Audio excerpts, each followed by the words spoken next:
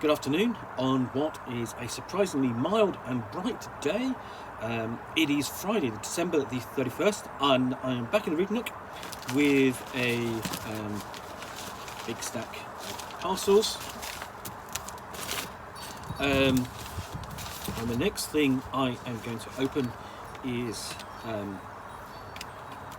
this, which has come all the way from, Falls Church, Virginia. So let's have a look. Yep, there we go. And what we've got inside is this, which is the Great Soul Train Robbery, a game of Desperados robbing the train to hell. On the road to hell, there is a railway line, an express train to the infernal city of Dis, crewed by furies and carrying treasure and souls to damnation. You're going to rob it. You're a motley crew of desperados with mixed motives. Will you claim your prize from the train, or will you be overcome, damned and broken by the heist? 2 to 6 players, 1 GM, 2 to 4 hours, and it's from Cloven Pine Games. So, Trains to Hell are not a new concept in role-playing. Six Guns and Sorcery is a fanzine for Dungeon Crawl Classics which does it. And I'm trying to think also, it's certainly been done before. That's the most obvious one that I can think of. There's certainly a board game as well which sort of does the same thing. And inside what we've got here is some little stickers. Oh, let's just show that properly. There we go, can take my fingers out of the way.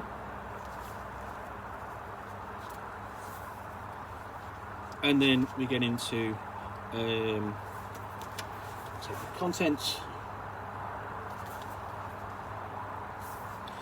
The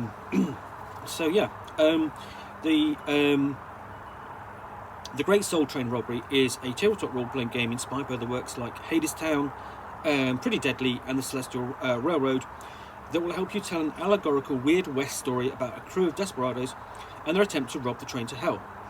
The game is designed to deliver a satisfying, dramatic story in a single session lasting 2 to 4 hours.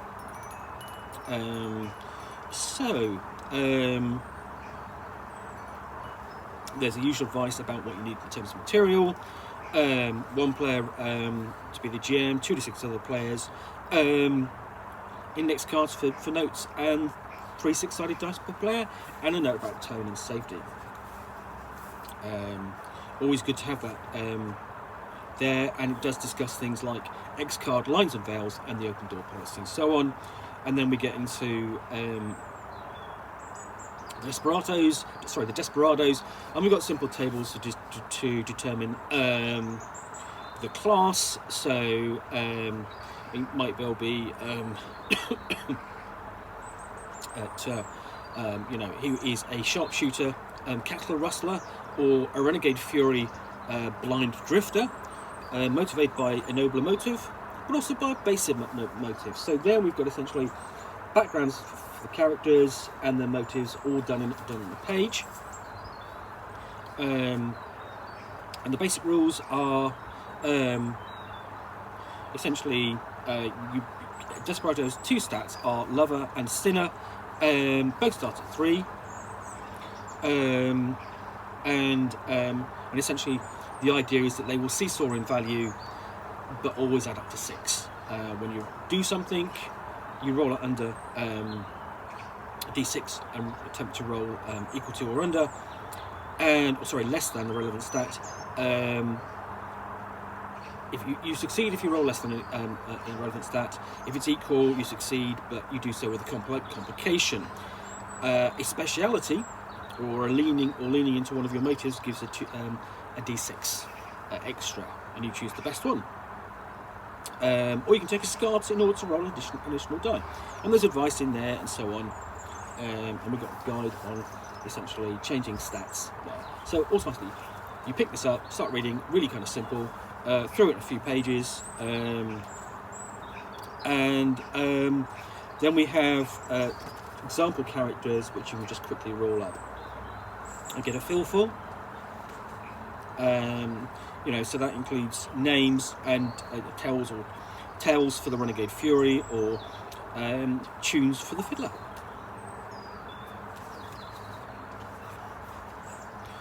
So we've got some excuse me, some very atypical roles for the Wild West setting. So tomboy, homesteader, widow, gambler, sawbones, all basically roles that you would see in a Wild West movie or series, and would be really familiar to most people, most role players who've seen a Western or two. So essentially, then we've got the shape of the game, and where we get a chance for the characters to introduce themselves, and then they start discussing. Essentially, it actually excuse me, begins in the caboose, the rear car of the train to hell, and the players progress down. And you know what? If you've got a copy of Culture Express, the board game, get that out. Honestly, get that out. Put all the trains out, okay? And then you can just keep moving the trains back and forth as you need them, as the characters move back and forth and explore them. Because if it's a singly on the carriage, you've got a great setup, you've got a physicality to the game automatically. That's my number one take on this. And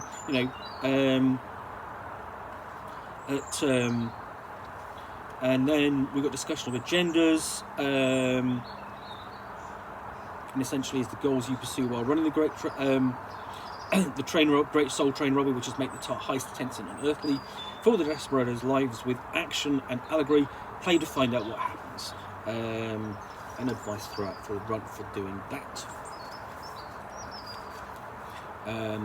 Basically whether that is make the train alive and insidious, address the Desperados, not the players, ask provocative questions and build on the answers, make your move but play it close to your chest, present chances for vices and sacrifices, give each car and its occupants their own appetite, so you've automatically got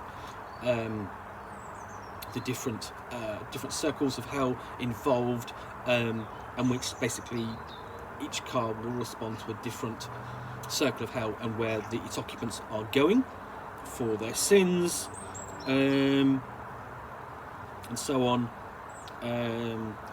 and essentially, lastly, obviously give them enough rope to hang themselves. And then we've got things like moves like demand a price, call their bluff, and so on.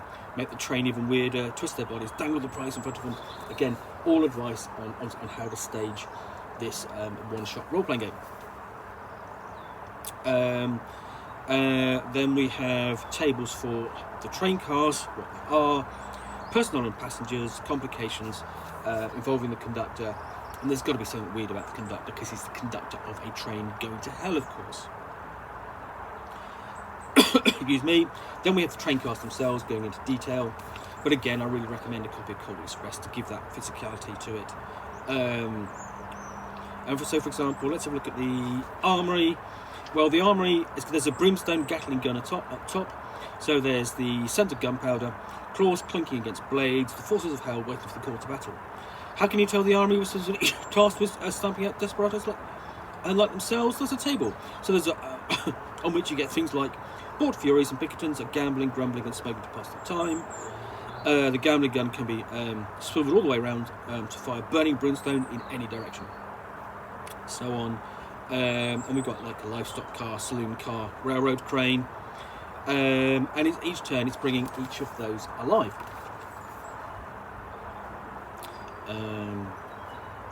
So yeah.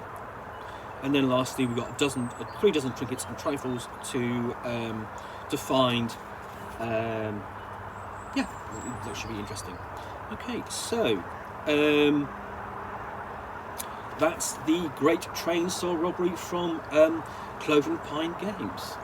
I think that'll be an interesting storytelling game for a one-shot. I don't know how many times you could play this more, maybe a couple of times, definitely different groups, and it would also make for a good convention game with that running time of 2 to 4 hours, because everyone turns up to convention basically to play at their best, and if they like the genre, they're going to like this. So yeah, the Great Soul Train Robbery from Cloven Pine Games.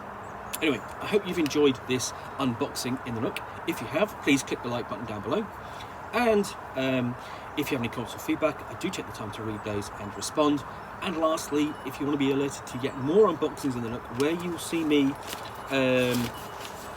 with some parcels and basically a book or game which I will unbox and talk about to the best extent of my knowledge for 10 minutes or so, then please do hit that subscribe button. In the meantime, do a nice hot cup of tea. Thanks again for watching, and I'll be back again soon with another unboxing in the Nook. Bye for now.